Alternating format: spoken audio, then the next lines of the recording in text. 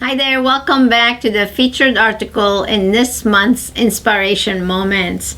This month's article is all about how to fall in love with change so you can make millions. You see, if you don't change and you maintain the status quo, you're just going to keep getting what you've been getting. As a matter of fact, you know the statement that repeating the same thing over and over and expecting different results is actually the definition of insanity.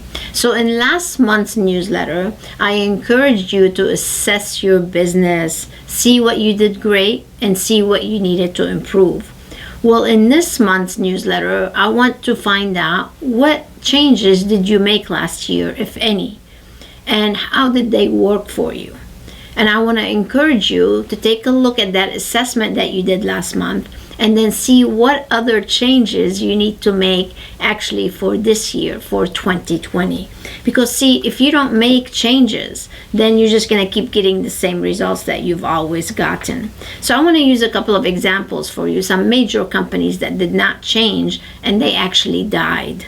The two companies are Sears and Kmart. Both of them are no longer around. Why? Because they didn't make the proper changes. For example, with Sears, think about it and what they were able to accomplish. They were a leader retailer for many, many years. They had conquered the catalog business. All they had to do was take that business online. But instead, what they allowed others to do, like Amazon, they allowed to take all their market share. They did the entire catalog online because that's what people were asking, while Sears is still sitting there twirling their thumbs. Well, needless to say, Sears has filed bankruptcy. Same thing with Kmart. Kmart failed to change, and you had Walmart and Target take their market share, and before they knew it, they vanished. So those are some examples for you of some major companies. We're talking about billions of dollars.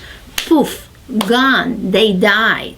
So I want to encourage you to make the necessary changes in your business so you can improve your business. Now, change can be good or it can be bad.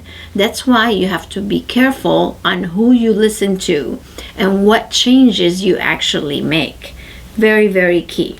So I want to share with you just a couple of reactions to change because, as I mentioned, it's a very difficult thing. People fight change all the time. So the first thing sometimes people do is denial. They don't want anything to change. This is the way we've always done it. Why do we need to change? So that's number one. Number two is you have resistance. They may tell you, we've tried this before and it didn't work. So they resist the change, right? We've all experienced that with our team members. Then you might even have people that are angry. We've done many fresh starts over the years where I go on site and help you implement things. And sometimes some team members don't like the fact that we're trying to make changes, so they get angry. And that's the last thing we want from our team. They feel that everything is good as it is. Why do we need to change now? Number four is that indifference feeling. So they don't even care whether you make the change or not. They may think also that it's too much work and they just don't want to do anything and they want to keep everything the same. And the fifth, which is of course what we all want, that's acceptance. That's buy-in. People that are wanting to actually make the change for the better. So those are some of the things that you might get as reactions when you're trying to actually make a change. So I want to share with you 7 things that you can do, 7 steps to help you and your team fall in love with change so you can walk your way into multiple 7 figures. And that's really, again, the goal, the theme for the year with Inspiration Management and all of our clients is to help you step into the multiple 7 figures. So here are some of the things that you can do to actually make the necessary changes and succeed at them. That's the key here. So number one is, as I mentioned a little earlier, is identify what is that one thing that needs to be changing. As a matter of fact, I'm doing a webinar, as I mentioned in my note, about coming and joining me on February 19th at 2 p.m. Eastern, I'm going to be going more in depth in this Zoom meeting and answering your questions on how to truly implement change and really make a difference in your business. So number one is identify the positive change that you need to do and how will it impact the team. So that's number one. Number two, you have to show them what's in it for them. If you're just trying to shove things down someone's throat, it's not gonna work.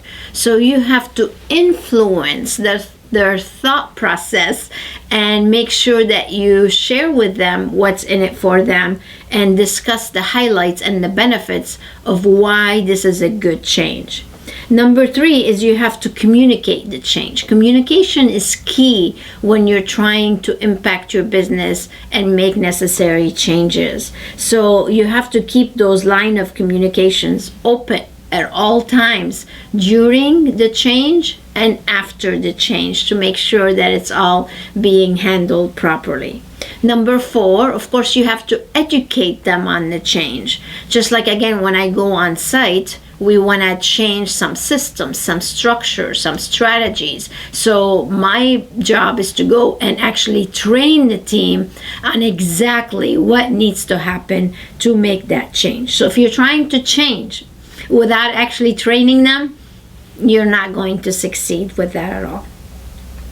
So number five is providing all the tools that they need in order to make the change. And number six, which is a huge thing, is you've got to be flexible. You can't just be so rigid when you're trying to impact change in your business. You have to give yourself some wiggle room, some flexibility to be able to help the team actually make the adjust.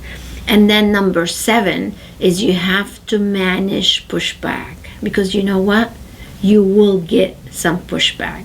There's going to be some people on your team that are going to fight that change. But I want you to keep in mind that if you set the chart the path of where you want to go, and you have people that are giving you pushback, or they're being negative, or they're fighting the change altogether, then you need to make some decisions. You need to ask yourself, are these people, if they stay on my team, are they going to help me get where I need to get to?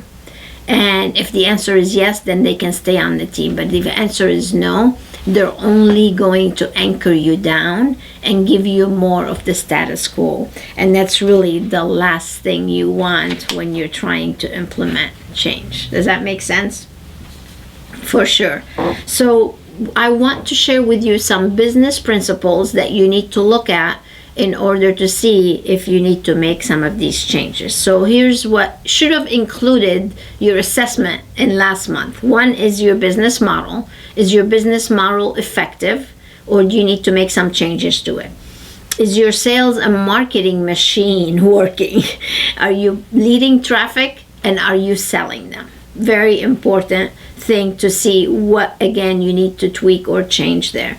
Number three is your financials. Are you checking your P&L statements? Are you seeing what's making you money and what's not making you money, and see what changes you need to make there? And number four, of course, is your operations. And then number five is your guest experience. So those are all areas of your business that you need to check out and see what changes you need to make in order to make sure that you are charting that path to millions. So that makes a big difference. And you know what's exciting about change is once you see the results that you actually are starting to get, it makes such a big difference. I just actually had a private coaching call yesterday with one of our clients from Austin, Texas, Dr. Lehman's place. And what a great success story. I was so happy for them yesterday when he informed me that they increased their business by 25% over the previous year. And you know what's amazing about that? Is last January, I went on site for Dr. Lehman's. We set all these goals. We decided then that we want to grow the business by 25%. And guess what? They achieved it His team made bonus 11 months out of 12 months because of the model that we actually implemented. So his goal for this year is to increase it again by at least that much. I am so proud of them. But see, that's what happens when you fall in love with change. You get your entire team to fall in love with change and you implement. Those are the results that you are able to achieve. So needless to say, I'm so excited and so happy for them. I want to take a moment here to give them a shout out and congratulate them on such a great job. And you know what? They're not the only ones. I have so many stories like this one. As a matter of fact, when you come to the Zoom meeting about falling in love with change and making millions, I'm going to be sharing with you some case studies of people just like you who implemented these changes and how they actually impacted their business. So that's why you've got to come to that Zoom meeting and join me. So I'll be sharing more people like that. I'll be talking about also Dr. Lazaro, his wife Linda, and Brianna from Pittsburgh, and how much they've increased their business. I mean, they rocked it. They went up 78%. It's out of this world. I'm so happy for them. Their retail went up 83%, and their membership sales went up 108%. That's what I'm talking about. That's why I want you to fall in love with change and implementation and truly step into the multiple 7 figures for 2020. Remember, I'm on your side. So let's get going. Let's make it happen. Let's embrace change. Find out what is it that we really need to change, and let's together get it done. Hope you enjoyed this article. Stay tuned for the bright idea. Until then, stay inspired.